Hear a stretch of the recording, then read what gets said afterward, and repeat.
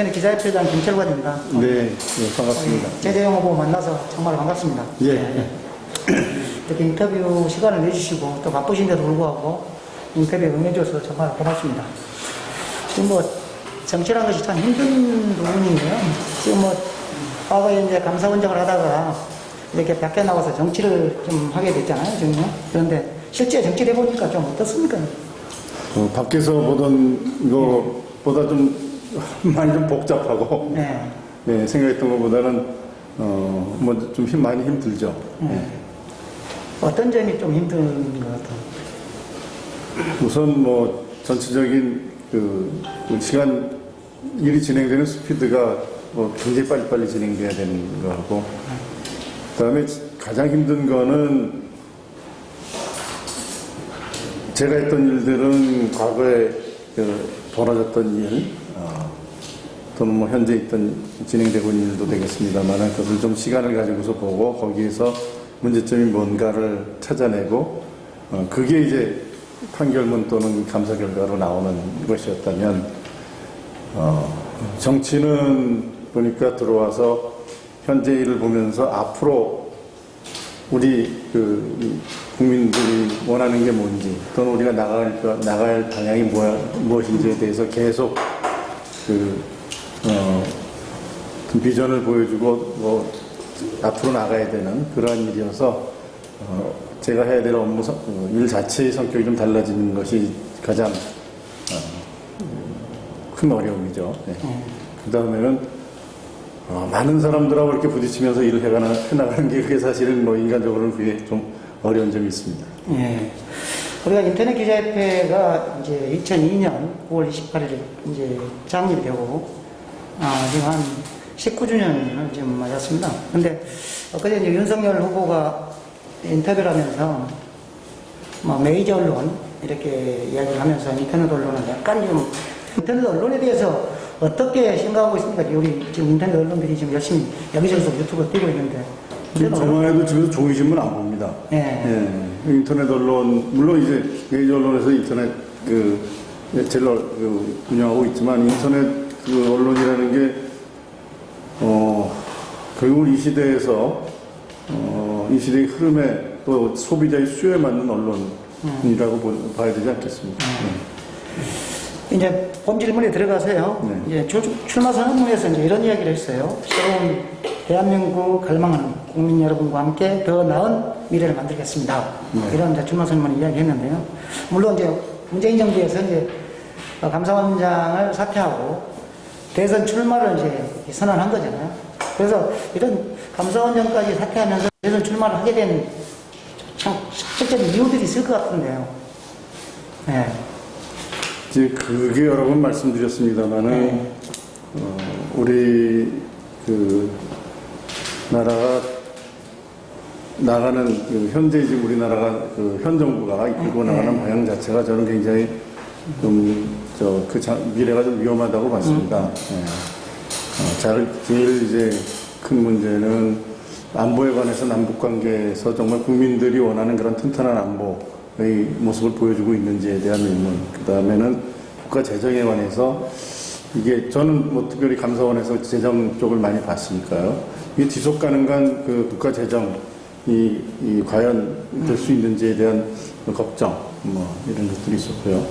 그 다음에 사회 전반적으로 이거 너무나 국민들이 많이 이야기하는 것입니다만은 이 정부가 정말 출범할 때 기회는 평등하고 과정은 공정하고 결과는 정의로울 것이다. 국민들이 많이 기대했죠. 그런데 본인들이 이야기한 거와는 다른 행태를 많이 보여주면서 그 부분에 대해서 그러면 우리가 정말 잘못했다. 이제 뭐 고치겠다라는 그런 자세를 보여주지 않은 것 같습니다. 그래서 국민들이 많은 불만을 가지고 그대로 가다가는 나라가 참 어려움에 처할 수 있겠다는 생각을 했습니다. 그리고 감사원 업무를 하면서도 국가의 중요한 정책들이 이게 투명하고 적법하게 진행되지 않는 것들을 많이 봤고요. 그래서 제가 감사원장이라는 자리가 그 업무 자체는 어떤 정치적인 중립성이 요구되는 자리이지만,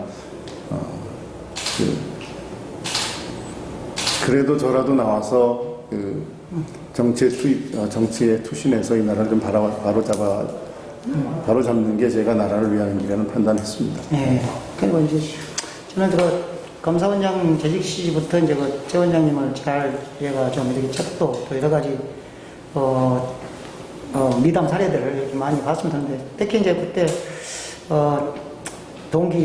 장애 동기를 얻고 고시원 가서 이렇게 고시를 같이 하겠다는 문제, 또 하나는 입양 아들 딸을 두놓고 아들을 2명을 입양해서 그렇게 키우는 보통 힘든 일들이죠, 누구든지 그런 문제, 이런 걸 보면서 참 진짜 훌륭하다 이렇게 이제 생각해서 이번에도 인기가 좀 확 올라갔으면 좋겠다 이런 생각을 했었는데, 상당히 좀 지금 캠프에서 이제 이렇게 캠프를 해단하고 이게 단신으로서 지금 혈혈 단신으로서 계속 활동을 하고 있는데 참 어려움이 많을 것 같아요. 그래서 지금 어떤 방식으로 지금 이렇게 좀 운동을 하고 있습니까?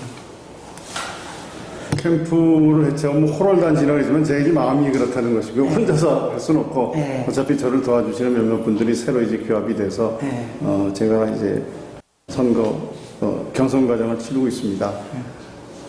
좀 전에 캠프에는 이제 많은 분들이 계셔서 저를 도와주셨습니다만은, 근본적인 문제는 제가 늘 말씀드린 것처럼 국민들이 원하시는 그러한 모습을 제가 충분히 보여드리지 못한 게 가장 큰 원인이고, 같이 일하셨던 분들도 이제 그런 문제 때문에 많이 힘들어 하셨습니다. 다만, 굉장히 시간을 다투면서 진행되는 경선 과정에서 조직이 좀 크다 보니까 의사결정이 잘 안 되고, 제가 정치를 처음 하는 사람이니까 그분들한테 많이 좀 의지를 했는데 의사결정이 빨리 안 되고, 또 캠프 내 여러 가지 문제가 있는 필요한 보완이 필요한 것들도 제대로 보완이 안 되고, 특히 이제 외부와의 소통 문제 등 여러 가지 어려움이 있었습니다. 그래서 제가 전체적으로 한번 이거를 좀 경량화해서 또 다시 출발하는 것이 옳겠다. 그리고 그분들도 다 이제 정말 자원봉사, 자기 돈 써가면서 이제 저를 돕기 위해서 오셨던 분들인데, 제가 잘 되면 다시 또 함께 일을 하셔야 될 분들이기 때문에, 일단 경선을 통과하기 위해서 뭐가 더 바람직한 것인가라는 측면에서 제가 결정을 하고, 지금 현재 경선 과정을 치르고 있습니다. 컷오프가 이제 며칠 안 남았잖아요. 네. 맞는 상태에서 지금 사실 대통령이 제가 된다면 하여튼 정말 이건 하고 싶다 이런 공약들이 머릿속에 있을 것 같은데, 확실히 이것 정도는 해야겠다 이런 공약을 좀 이야기를 해줄 수 있다면 중요한 뭐라고 생각하십니까? 우선 지금 가장 시급한 거는, 저는 코로나 사태로 워낙에 국민들이 많이 어려워하고 있으셔서, 네. 모르겠습니다. 내년 5월까지 어떤 변화가 있을지 모르겠는데, 만일에 지금처럼 이게 계속 간다면, 그렇죠. 방역 체계도 좀 획기적으로, 좀 합리적으로 개선해서 국민들이 계속 피해를 보면서 방역 체계가 유지되는 것은 바로 잡아야 되겠다. 그다음에 이제 코로나로 이미 피해를 많이 보신 분들이 있습니다. 그런 분들 이제 극단적인 선택을 하는 분들까지 계속 나오고 있어서, 그런 부분들에 대해서 1차적으로 국민들을 치유하는 조치가 필요하다고 봅니다. 그 다음에는 역시 이제 부동산 문제와 일자리 문제겠죠. 부동산 문제, 일자리 문제, 특히 최근에 이제 화천대유 이런 대장동 사건 등을 통해서 국민들의 어떤 부동산 시장에 대한 불안감과, 또 일부 기득권 세력들이 부동산을 통해서 사익을 취하는 것에 대한 분노, 이런 것들이 팽배해서 그런 부동산 관련된 비리를 뿌리 뽑고 부동산을 좀 안정시키는 것이 가장 시급한 문제이고, 그 다음에는 일자리 문제인데, 일자리라는 것은 기업이 좀 더 좋은 환경에서 일할 수 있도록 여러 가지 여건을 만들어주고, 그 중에 하나는 노동시장을 좀 개혁을 해서 노동의 유연성과 안정성을 동시에 추구할 수 있는 방법을 좀 더 강구해 봐야 된다라는 공약들을 제가 발표한 바 있습니다. 네. 그러면 우리 지금 국민의힘 후보 중에서 윤석열 후보님, 또 이제 홍준표 후보님, 원희룡 후보님 등 여러 후보들이 지금 있지 않습니까? 그런데 이런 후보들에 대해서 우리 최재형 후보의 장점이라는 뭐가 있을까요? 이런 후보들에 대해서 뭐.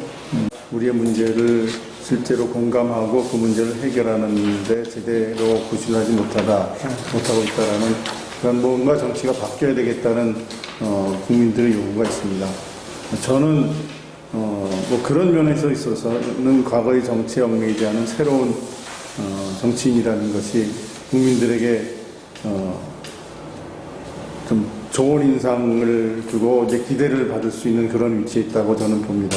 다만 지금까지 제가 그 기대에 많은 기대에도 불구하고 제가 그러한 기대에 부응하지 못한 것 때문에 지지율이 많이 떨어졌습니다만은 이제 정치인으로서 새로운 지금까지 이제 적응하느라고 좀 혼선이 있었다면은 앞으로 정치인으로서의 국민들이 기대하셨던 그런 모습을 제대로 보여드린다면 뭐 지지율의 반등도 가능하고 또 정치라는 게 특히 이번 대선은 국민들께서 잘 아시다시피 굉장히 좀 혼란스러운 그런 형국입니다. 그래서 다른 어떤 것보다는 좀 우리나라를 이끌어갈 안정적인 지도자가 이번 대선에서는 부각될 수 있다라는 그런 생각을 하고 제가 국민들이 바라시는 그러한 점을 채워줄 수 있다는 것이 다른 후보보다는 강점이라고 할 수 있겠습니다. 예.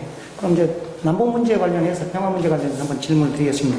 이번에 이제 문재인 대통령이 유엔 총회에서 어쨌든 종전선언을 선언했잖아요. 종전선언을 다시 이제 3자 또는 4자 종전선언을 하자고 제안을 하셨죠. 예, 했는데 지금 북한의 김여정 부부장도 좋은 발상이다 이런 화답을 한 것 같아요. 그런데 이제 최재형 후보님이 지금까지 이제 이 평화에 대한 문제 이런 것들이 어떻게 된 것인지 한반도 평화를 어떻게 구축을 해야 되는 것인지 그래서 항구적 평화 체제를 수립할 수 있는 어떤 방안 같은 걸 좀 이야기해 줬으면 좋겠는데 남북 문제는 상당히 중요하죠. 네, 남북 문제 중요하죠. 종전선언과 관련해서는 문재인 대통령의 그러한 제안에 김여정이 뭐 좋은 생각이다라는 반응을 했습니다만 거기 이제 몇 가지 그 조항들이 있습니다. 뭐 상호 존중해야 된다, 적대적 행위를 그만둬라 이런 것들은 북핵을 인정해달라, 현 상태를 인정해달라면 북핵을 인정해달라는 것이거든요. 그 다음에 상호 존중이라는 것은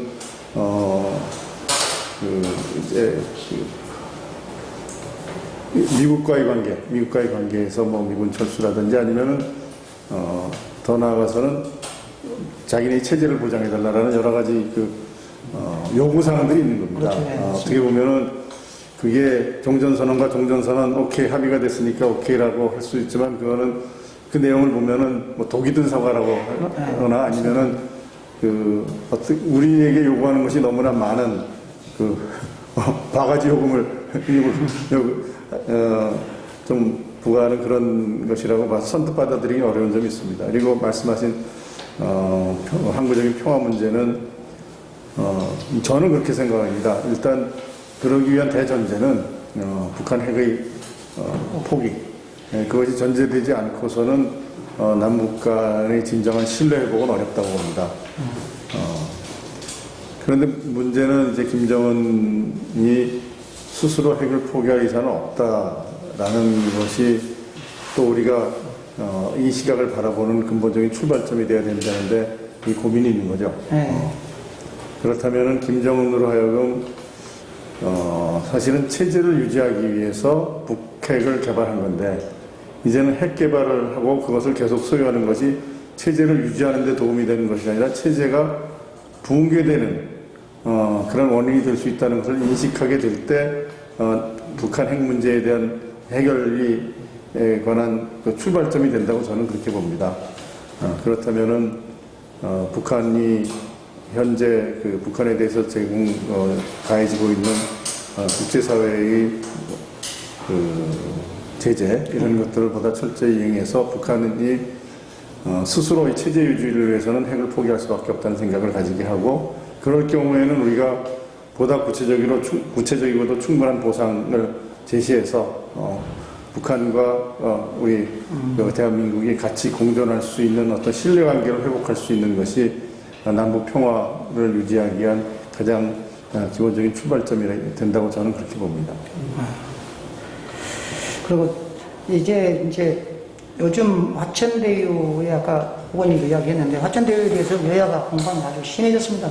그러니까 서로가 뭐 국힘당 게이트다, 임재만 게이트다 이런 그렇죠. 그래서 하고 있는데 뭐 모든 정치인들이 그러니까 여야 막론하고 이제 많은 정치인들이 관여됐다라는 의혹들이 속속 나오고 있죠. 그래서 이 화천대유 논란과 관련해서 과연 어떻게 해야 이 문제를 풀 수 있다고 생각합니다. 그러니까 여든 야든 어쨌든 책임이 있는 이번에 윤석열 총장의 부친까지도 약간 뭐 이렇게 연결고리가 있다는 거 이렇게 뭐 책을 팔고 이렇게 그렇죠. 김만배 씨의 누님이 그런 문제까지 이제 번졌는데요. 여기에 대한 화천대유 해결 방법은 뭐가 있겠습니까? 이런 문제가 터지지 않는. 저도 그런 말씀들을 하는 분들이 있는데 제가 이 사건 화천대유 사건 그러니까 대장동 사건이 불거진 게 이제 불과 이제 한 달이 안 되는데요. 그렇죠. 그 사이에 이 문제의 근본적인 해결 방안이 뭐다라고 제시할 정도의 그 방안을 제가 가지고 있지는 않고요. 중요한 거는 적어도 이런 일이 있었을 때 한 점의 의혹도 없이 사실관계를 잘 밝혀서 책임질 사람은 책임지고 법적인 책임은 법적인 책임대로 정치적인 책임이라면 정치적인 책임대로 책임을 져서 그것을 분명히 한 것이 이러한 사건의 재발을 막는 첫 번째 단계라고 저는 생각을 합니다. 언론에도 났습니다만은 위례신도시에서 이와 비슷한 유형의 프로젝트가 있었고 그게 성공을 하니까 그거보다 몇십 배 큰 대장동 사건에서도 똑같은 유형으로 이런 일들을 시행했습니다. 그렇다면은 만일에 이번 일도 그 책임 소재를 분명히 하고 정말 책임져야 될 사람들에게 응분의 책임을 묻지 않는다면 뭐 또 다른 일이 계속 일어날 수 있겠죠. 그렇다면은 첫 단계는 철저한 조사를 통해서 응분의 책임을 묻는 것이 가장 첫 단계고요. 그 다음에 이제 제도적인 보안 문제는 항상 완벽한 제도가 없습니다. 뭔가 이제 개선점을 찾아낼 수 있겠지만, 그 개선점을 찾아낸다 하더라도 또 다른 문제를 또 피해갈 수 있는 이런 방법들이 나올 것이라고 하기 때문에 어떤 근본적으로 막을 수 있는 제도가 뭔지에 대해서는 좀 더 깊은 고민을 해봐야 될 거라고 봅니다. 후보님이 말해볼 때 그 문재인 정부의 뭐 실정이라면 실정이 있는데 문재인 정부가 이렇게 실정을 했다고 하는데 한 40% 정도의 그 지지율을 얻고 있는데 그래도 이제 문재인 정부에 대한 불만들이 성향적으로 많이 흐르고 있는 것 같아요. 그렇습니다. 가장 중요한 이유가 뭐라고 생각해요? 저는 현재로서는 뿌리는 어떻게 보면은 그 정부의 근본적인 그 정책의 근저가 되는 이념적인 그런 문제 있지만 나타난 현상으로는 부동산에 관한 정책의 실패와 그에 관한 국민들의 불만 이것이 가장 큰 현 정부에 대해서 불만을 가지고 있는 국민들 대다수가 느끼는 것이라고 봅니다.